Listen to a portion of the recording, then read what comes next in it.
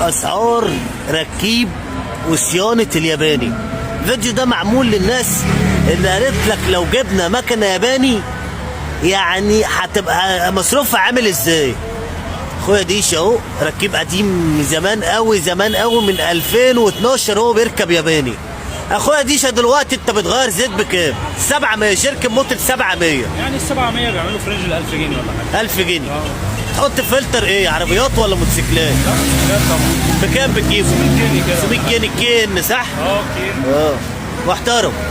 تنصح حد بيحط الفلتر بتاع العربيات بايه؟ لا طبعا، ده حاجه وده حاجه. بوظ الموتور.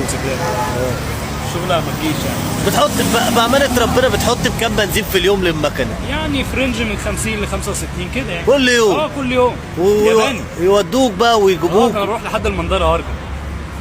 بس ياما برضه يعني انا برضه بركب ياباني عشان بس انا ما بطلعش زيك.